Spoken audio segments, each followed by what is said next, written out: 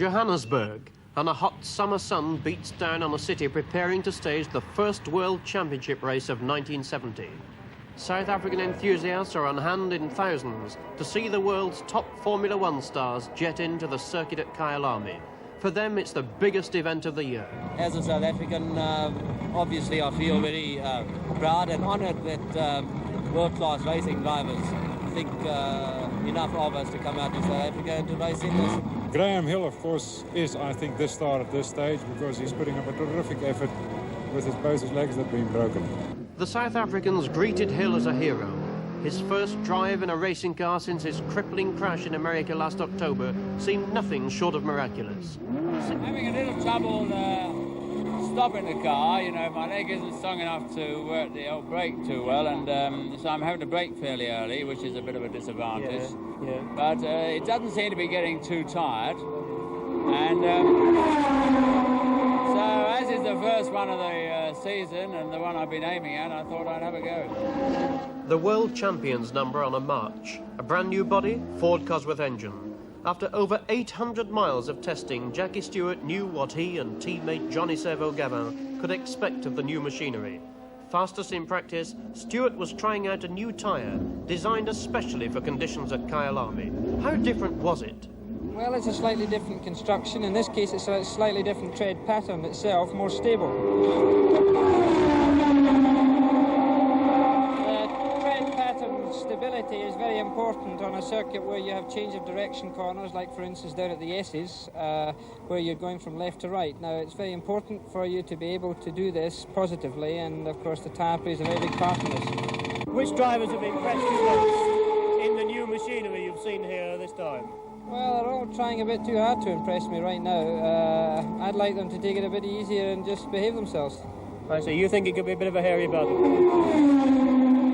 I think it'll be the best South African Grand Prix this far, and I think it'll be a very exciting race. I just hope it's not too exciting. Stewart predicted the race would be won on tyres. If he was right, Firestone might make all the difference to Swiss driver Joe Siffert in the March Works team after leaving Rob Walker at the end of last season. For the first race of 1970, there would be no fewer than 5 marches on the grid, one of them driven by the man around whom the car was originally designed, one-time winner of Le Mans, Kiwi Chris Amon, still looking for a Grand Prix win after an unlucky year with Ferrari. And Mario Andretti, last year's winner of Indianapolis, driving March in his first full season of Formula One. Track temperatures up to 135 degrees gave tyremen plenty to think about. Goodyear G20s for the Brabham, another brand new car racing under brand new colours. This is Brabham's first Formula One monocoque, distinctive with its big oil tank at the rear, the kind of car that in 1970 will make the 43-year-old Australian one of the hardest men to beat. You've been around for rather more seasons than I care to remember. Have you ever known a season as exciting at the start as this one? No, I think this is probably going to be the best season we've had for many a year. You ever seen so many new cars about? No, and I've never seen so many good cars about either. Which do you think are the really good ones, Jack, the Brabham apart? Well, it's a bit difficult to choose, actually. I think the best thing to do is wait till the end of the race tomorrow, and then we might see. Also in the race would be Brabham number 14, bringing the white racing colours of Germany back to Grand Prix for the first time since the legendary Von Trips. The driver, young Cologne-born Rolf Stommelen. The new McLaren M14, one of 2 team cars for New Zealander Bruce McLaren, driving in his 100th Grand Prix at the age of only 32, and another for ex-world champion Denny Hulme. Denny, you ended last season with a tremendous victory. You're now here going very quickly with a brand new car. Does this mean it's going to be McLaren's season? Well, one's hoping so. We have a much bigger project going this year, both for Can-Am, Indianapolis and Grand Prix. I think we're going to divide the effort a little bit more towards Grand Prix racing and see if we can't do a better job. One can't expect the other competitors to come down to our level. We've got to get up to their level, and I think we can do it. We have a new car. It seems to be running well. No real problems as yet. Mechanically, it's quite sound and safe. But most of the running gear is off the Can-Am or something similar. We've used it for 2 years now. I'd say we have a very basic and sound car. How much better is the new car than last year's car? Well, the only circuit we've actually had it at where we can do a comparison is Goodwood, and it is about 1.5 seconds a lap quicker. Now, we thought we'd go a lot quicker than we're going here, but for some reason we can't really pinpoint at what the difference is, except they have removed the wings off the uprights and put them on the chassis, and this may have caused something. There's 1-2 trick things on the car that nobody's really spotted yet. We're not saying what they are. It's quite clever designs here and there, but it is just basically it's a very sound motor car. Holm found access easier with this steering wheel design from the new McLaren Indianapolis car. Other improvements on the M14, inboard disc brakes at the rear and better suspension at the front. Colin Chapman's Lotus 72 was one new car that did not appear at Kyalami. Instead, with the promise that it would be ready to go to Spain in April, he had entered 2 of last year's 49Cs. What did the prospects look like to #1 Lotus driver Jochen Rindt? We're going to have a new car for the Spanish Grand Prix, and the car is going to be tested about 2 weeks before. And it would have been a mad rush to get the new car here, and I'm quite happy with the old car, and it's going quite well. You've had a very good chance to look at the new cars on the track. Which of them impresses you most? Actually, none of them impresses me very much because they're all the same. I mean, they're all, you know, nothing really new. They all look like just a little bit, you know, better modifications on it. And our car, the new Lotus, is going to be quite different. If it's going to go as quick as it looks, I think it's going to be a good car. Mexican-born Pedro Rodriguez, after a brief stay with Ferrari, was back with BRM. Starting their 26 year of racing with a new, extremely light car, the BRM team were hoping for great things from the powerful V12 engine. How much difference did Jackie Oliver notice in the new P153? Well, normally, when you drive a person's car, like a Lotus 1 year, and then you drive the same, a new model the following year, they have the same characteristics. You know, a Lotus feels like a Lotus, whether it's the new model or the old model, and a Brabham always feels like a Brabham. But the BRM didn't carry this straight this time. It doesn't feel like a BRM, it feels completely different. Probably because it is. Does it feel a lot better? It's a lot quicker, I know that. What sort of a season do you think BRM will really have this time? Well, I think we're going to give the Fords a fair run for their money. I think we believe we've got a good chassis. It's certainly down to weight. And I spoke to a very excited engineer on the phone 3 days ago, and he's come up with a modification on our V12s that has given us comparable brake horsepower figures and torque figures for the Ford. So it should look good for the Spanish Grand Prix in a few weeks' time. The new Ferrari first appeared at Monza last September, in time for the Italian Grand Prix. But engine problems kept it out of the race, and so the South African crowds would be the first to see it compete. It has a small chassis powered by a flat 12 engine, which Ferrari claim produces 460 brake horsepower. The last time Ferrari won a Grand Prix was in 1968. Then, as now, the driver was Jackie Ickx, who was optimistic about his chances of success. Why? The design of the car is completely different now, especially because the design of the engine. Before it was a V12 engine, now it's a flat 12, and completely new design. And more than before, there seems to be also more reliable. The chassis is quite revolutionary for Ferrari, isn't it? It's a very nice chassis. It's very, very small. I think one of the smallest cars here with the McLaren, and I think really going to be very quick in the straight. In 1969, Stewart won the World Championship with Matra. This year, their name is linked with Simca of France, and at Kyalami they produced 2 new MS-120 cars, powered by a much revised version of the Matra V12, which French engineers reckoned would make them highly competitive.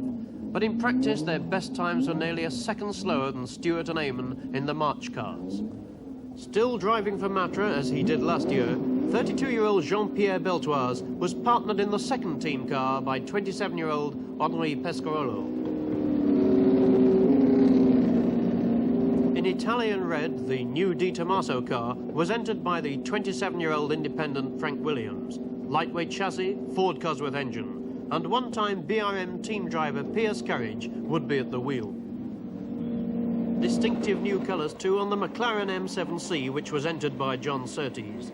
Like many of the other cars, outboard tanks took the extra fuel, in this case 48 gallons. But for Surtees, world champion in 1964, there is the possibility of a new car later in the year.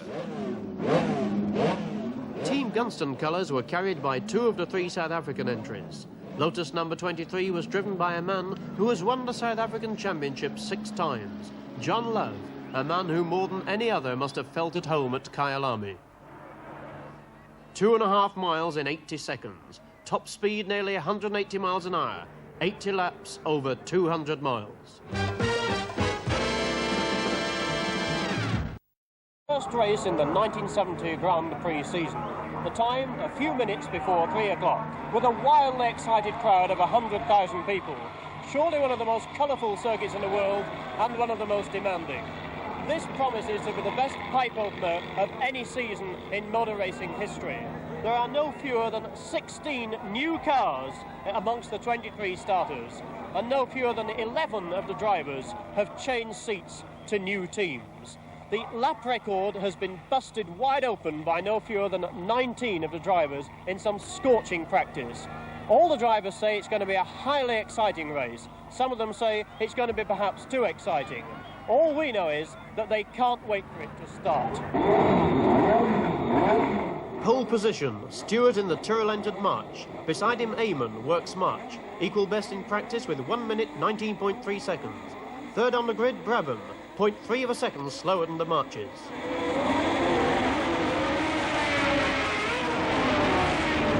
Watch on the right as Eamon moves out. Rint crashes across his nose, hits Brabham and ends up off the track, unhurt but trailing in a badly bent car. In the confusion, Stewart seizes the lead and heads through Barbecue, Yuxke, Sunset Clubhouse and the S's, on and up to Leeuwkop.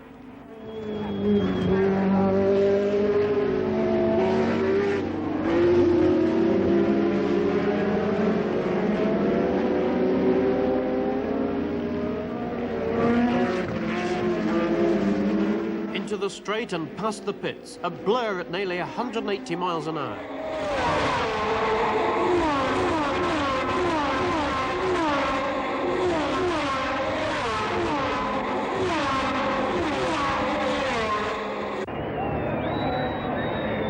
Crowthorne, lap 2, first Stewart, second X. Beltoise takes Oliver to snatch third place.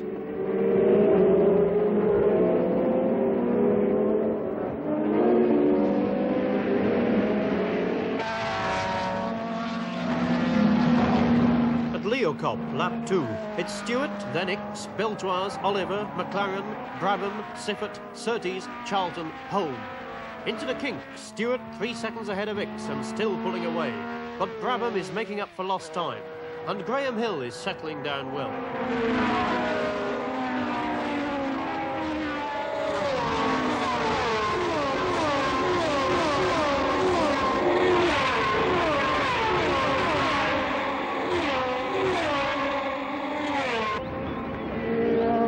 Lap 6, Brabham, breathing down X's neck, takes him as they break for Crowthorne. Brabham 2, X3, Beltoise, McLaren, Holm and Surtees. But Stewart is way out on his own, nearly 7 seconds ahead, and there's no threat yet from Brabham. The BRM's gears bring Oliver in on lap 8. By lap 22, he'll be out of the race for good. Rodriguez is next. On lap 10, he's forced to stop with the engine misfiring. The BRM pit can put it right, but the time will cost them dearly. The ignition box is changed as priceless minutes are lost. Lap 12, Brabham chasing Stewart, X third, then McLaren and Holm, who's moved up to 5th. Then come Beltoise, Siffert, Surtees, with Charlton and Rint fighting for 9th.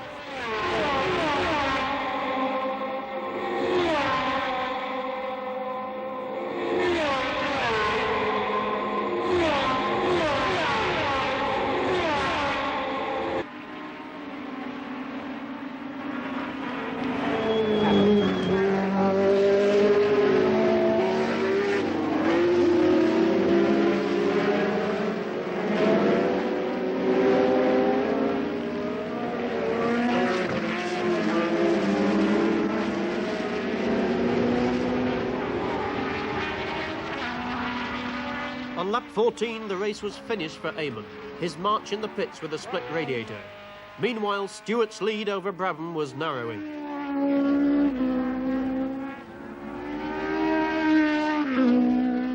But behind them, a gap before Ickx in the Ferrari, the two McLarens, the Beltois Matra, the Siffert March and the Surtees McLaren. Clubhouse to the S's. Brabham rides into world champions' mirror. Full bore past the crowds on lap 19. The two cars still race nose to tail.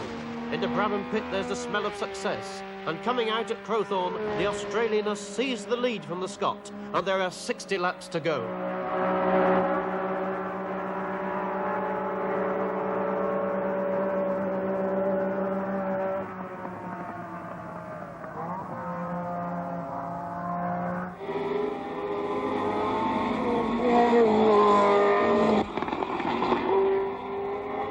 Behind the world champion, McLaren is now third, Holm is fourth, and Ickx has slipped to fifth, leaving Surtees, Siffert and Beltois to battle further back.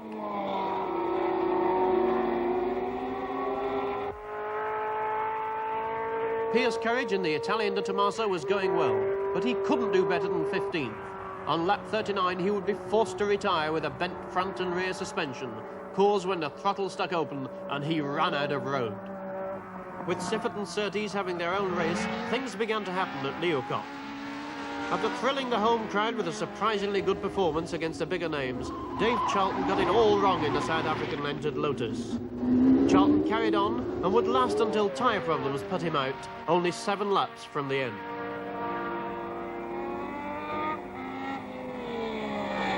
The excitement wasn't over. Minutes later, the South African de Klerk ended up sideways in his Brabham with a dead engine.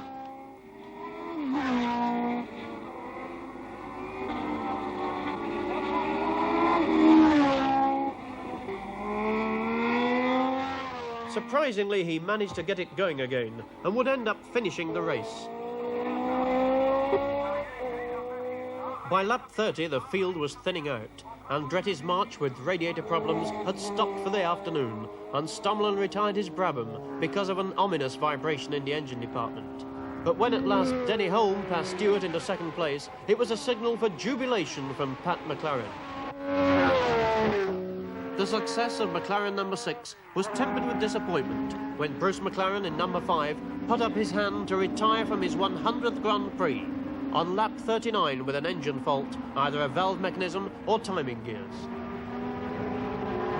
Now there was a fight for 5th place between Ickx, Siffert and Beltois.